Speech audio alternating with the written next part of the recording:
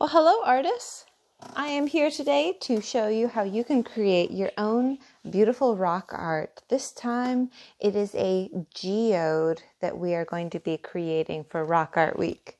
Now, a geode is a really neat rock formation that naturally occurs. My son and I went on a trip to the natural stone bridges and caves, and he picked out this rock. It was actually a round spherical rock.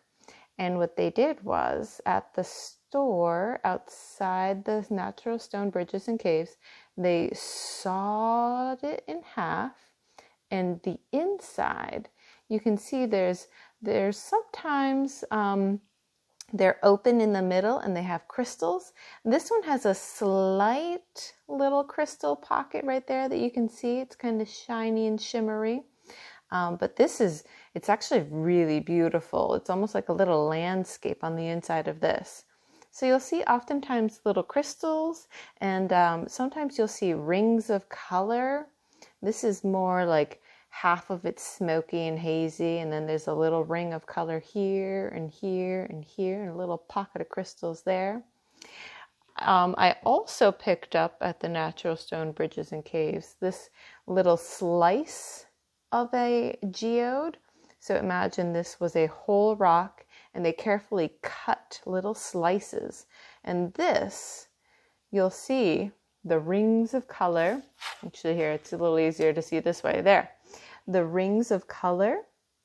So there's a dark outer ring. That's the outside natural rock edge.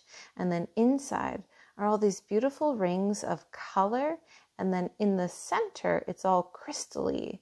You can see it's a little sparkly. Sparkle, sparkle. So that's what we're going to be creating today. So for this project, we are going to need some special art materials. We are going to need some watercolor paints. You are going to need a jar of water. You're going to need a paintbrush.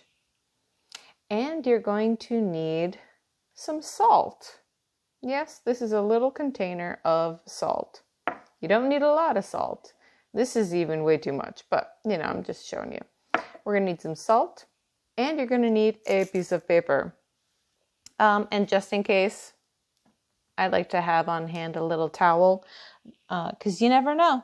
When there's a water cup on the table and you're making art, sometimes messes happen. So it's best to be prepared.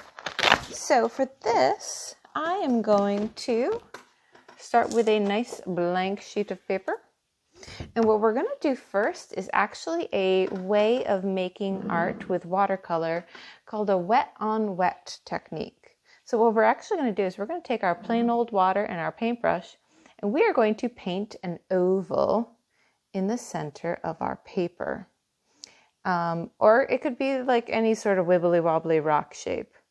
The most important thing is that you wet your paper first. Now, I only have a teeny tiny little brush. This goes a lot easier if you have a bigger brush, but you don't want it too big. Yeah. And it's also a little tricky to see where you have painted with the water. So you might have to angle your head to the side so that you can see where the shiny water is on your paper. I will also let you know that I am using a heavier paper than my normal drawing paper.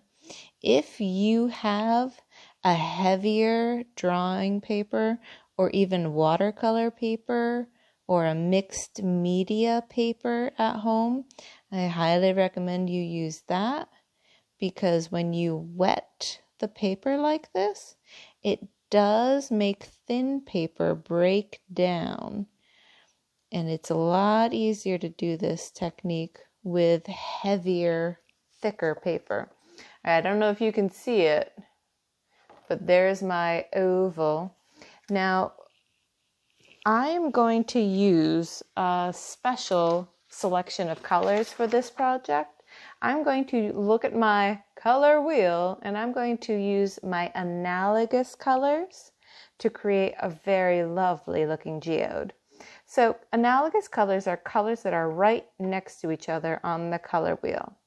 In my example, this geode, I chose to use the analogous colors of blue, purple, and red. Now, blue, purple, and red are analogous colors. They're right next to each other on the color wheel. You could do blue, green, and yellow, yellow, orange, and red, orange, red, and purple. Totally up to you. If you want to, you can pause the video, make your choice, and then use those 3 colors for the rest of the painting. I am going to do a fiery geode. I'm going to do red, orange, and yellow. So I'm going to check my paper. I'm going to make sure that it's still nice and wet because we are doing a wet on wet technique, which means my paper needs to be wet and my paint needs to be wet. So we are going to have some really cool watercolor effect for this project.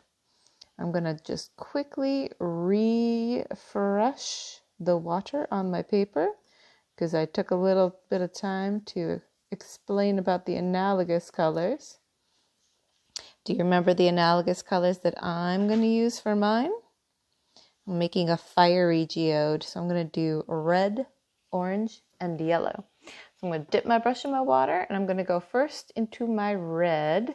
And I am going to do a ring around the outside edge, inside that wet circle that I made. I'm going to dip and wipe and go back into my red because I want a nice solid red there.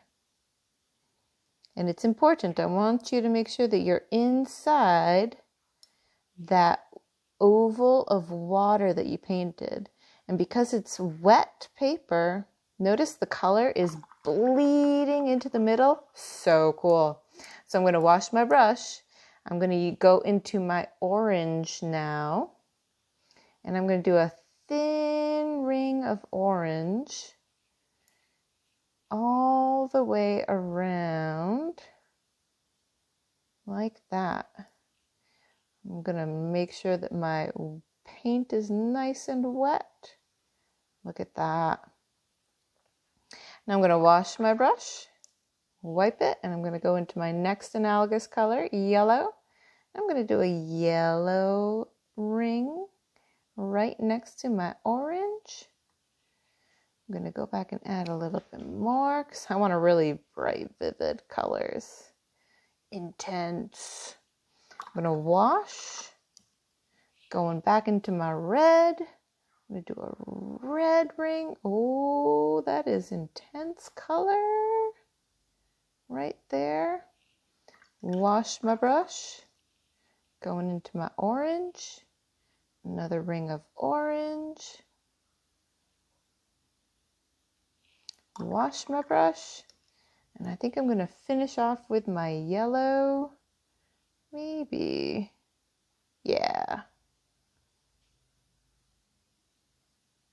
I'm going to finish off with yellow in the middle. Now, to make your geode sparkle, that's when the salt comes into play. While your paper is still wet, your paint is still wet, I want you to take a pinch of salt and sprinkle it right on top. It's important to sprinkle the salt. Don't dump it on. We're just going to sprinkle the salt on the watercolor, the wet watercolor. You'll notice my outer ring of red, it looks pretty dry already. So it's not going to get really sparkly and shiny. But everywhere that I have sprinkled a little salt on the wet watercolor, what happens? This is actually a little bit of science here. The salt is a very thirsty crystal. And because you used watercolor and the salt is thirsty, when you sprinkle the salt on the wet watercolor, the salt will actually suck up the water from the watercolor paint. the salt is a thirsty crystal and it soaks up that water. And what you end up with are these really cool little blooms, and they lighten up the color in the spots where all of the salt crystals were sitting. You can see these little sparkly light colored spots?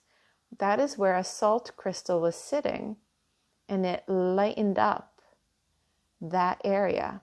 And some of the salt, so you have to leave this flat to dry. You don't want to shake the salt off yet because it's going to smudge and smear. Let this sit, let it dry 100%. And then what you're going to do is you're going to brush off that extra salt into the trash. You don't want to eat it because that's not safe. You want to brush that extra salt off into the trash. And some of the salt will get stuck to the paper, and that's okay, because guess what? It adds an extra little bit of sparkle to your geode. Now, after my geode painting was dry, and after I brushed off that extra salt, I went with a marker and I added a darker ring around the outside edge, just like in that real geode slice I showed you earlier. Now, I did not do anything with my background yet, but there's lots of possibilities. After this is totally dry and you do your little black outline or a dark outline, you can color this with a side of a crayon to do a quick background color. You could paint a lovely background of your choice. You could use colored pencils, you can use markers, whatever floats your boat.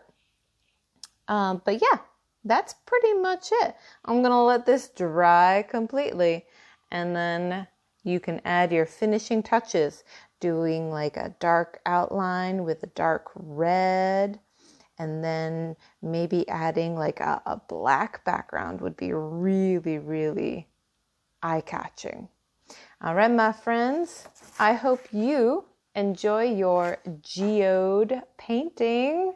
Have fun with that really cool wet on wet technique with your watercolor, and that really neat science effect that we get when we sprinkle salt on our wet watercolor and then let it dry.